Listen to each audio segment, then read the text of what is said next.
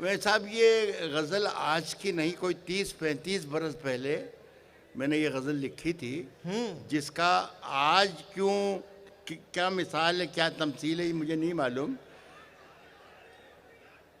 30-35 साल पहले के जो देश के हालात थे या आज के हैं, पता नहीं इन दोनों में क्या मेल है जी।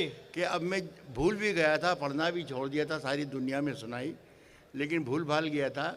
लेकिन अब ये हाल है कि मैं जिस शहर में जाता हूँ, लोग मुझसे ख्वाहिश करते हैं, कहते हैं कि फरमाइश करते हैं कि साहब वो ज़रूर सुनाइए, ये तो ये गज़ल आप तक सुनाता हूँ, सभी लोग शिरकत करेंगे तो मुझे अच्छा लगेगा। और मैं चाहता भी था कि ये कोई मौका है तो मैं ये आपको सुनाऊँ।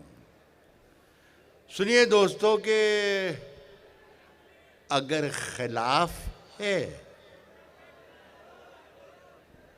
होने दो, हाँ जान थोड़ी है। हाँ अगर खिलाफ है होने दो, जान थोड़ी है। ये सब धुआं है, कोई आसमान थोड़ी है। आहा वाह। अगर खिलाफ है होने दो, जान थोड़ी है। ये सब धुआं है, कोई आसमान थोड़ी है। लगेगी आग तो आएंगे घर कई जद में। यहाँ पे सिर्फ हमारा मकान थोड़ी है। हाँ लगेगी आग तो आएंगे घर कई जद में। यहाँ पे सिर्फ हमारा मकान थोड़ी है। यहाँ पे सिर्फ हमारा मकान थोड़ी है।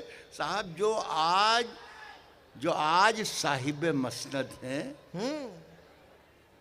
कल नहीं होंगे। ये जिस तरीके से आज हमारे भाई प्रशांत संचालन कर रहे हैं, ऐसे ही एक कवि सम्मेलन मुशायरा हो रहा था और संचालन कर रहे थे हमारे देश के बड़े राइटर हैं अशोक चक्रधर। तो मैंने जब ये लाइन पढ़ी कि जो आज साहिब मसनद हैं, तो मैंने ये सोचा कि सभी लोग मज़ा ले पाएँ शेर का। तो मैंने अशोक से पूछा कि अशोक भाई ज़रा बताइए कि ये साहिब मसनद को हिंदी में क्या कहते हैं। तो उन्होंने एक पेशानी पर उंगली फेराई और कहा कि राहत भाई सत्ताधीश। तो मैंने कहा यार रहने दो, फिर तो साहिब मसनद ही ठीक है, उसी की चलने दो। तो सुनिए कि जो साहिब मसनद हैं, जो आज साहिब मसनद हैं, कल नहीं होंगे। किराएदार हैं, जाती मकान थोड़ी है। वाह।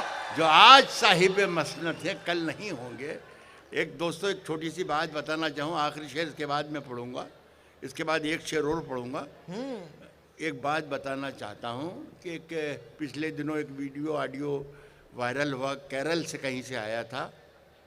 उसमें कोई एक लीडर टाइप आदमी है, पता नहीं किस टाइप के आदमी है, लेकिन थे तो आदमी ये तय है कि वो एक तकरीर कर रहे हैं और ज़ोरों से तकरीर कर, बड़ी जोशीली तकरीर है, यूं और यूं और यूं और यूं। और फिर वो बोलते, मेरे बच्चों ने बताया कि पापा देखिए ये क्या कह रहा है। वो कह रहा है कि राहत इंदौरी नाम का एक उर्दू का शायर है और वो जिहादी है। तो मैं साहब हैरत में पड़ गया कि यार मेरी उम्र 70-72 साल की हो गई और मुझे अभी तक मालूम ही नहीं है कि मैं जिहादी हूँ। मैं हैरत में पड़ गया। मैंने लोगों से, दोस्तों को फ़ोन किया कि यार ऐसा मामला है क्या, कुछ तुम्हें तो कुछ सब पता नहीं है। लेकिन साहब कोई जवाब नहीं मिला। सारी रात हो गई, करवट बदलते बदलते, इसलिए कि मैं यहीं पैदा हुआ हूँ, यहीं मरना है, यहीं दफन होना है। मैंने कहा ये कैसे पता लगाऊँ कि यार कि जिहादी हूँ कि नहीं, लेकिन समझ में नहीं आया साहब। सवेरे 5 बजे सुबह की अजान होने लगी तो मैंने ईश्वर की तरफ, अल्लाह की तरफ ही लो लगाई और कहा कि ये अल्लाह तू ही कोई रास्ता दिखा, कोई रोशनी दिखा कि मैं समझ सकूं कि ये क्या मामला है। ऐसा लगा जैसे मुझे कोई रोशनी मुझसे बात कर रही है और ऐसा कह रही है कि राहत तुम जिहादी तो कभी नहीं हो सकते, लेकिन हाँ कुछ अलग ज़रूर हो। तो मुझे इन्हीं 2 लाइनों से एक बात मिली, क्लू मिला कि यार मैं कुछ अलग हूँ तो मेरे साथ कुछ अलग सलूक होना चाहिए। मैंने 2 लाइनें लिखी हैं और आप सब लोगों को दावत दे रहा हूँ कि इस दोनों लाइनें सुनकर अगर मैंने कुछ लिखा है तो एक एक शख्स की आवाज़ मेरी आवाज़ में मिल जाना चाहिए। उसके बाद मैं आखिरी शेर अपनी गज़ल का सुनाऊंगा। जी। वो शेर ये है कि मैं जब मर जाऊं तो मेरी अलग पहचान लिख देना। एक एक शख्स शरीक हो जाए तो मज़ा आ जाए। यहाँ मेरे बहुत ही मोहतरम लोग भी बैठे हैं।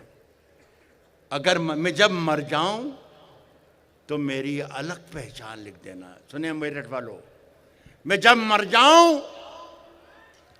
तो मेरी अलग पहचान लिख देना। मैं जब मर जाऊं तो मेरी अलग पहचान लिख देना। लहू से मेरी पेशानी पे हिंदुस्तान लिख देना। जिंदाबाद, वाह। मैं जब मर जाऊं तो मेरी अलग पहचान लिख देना।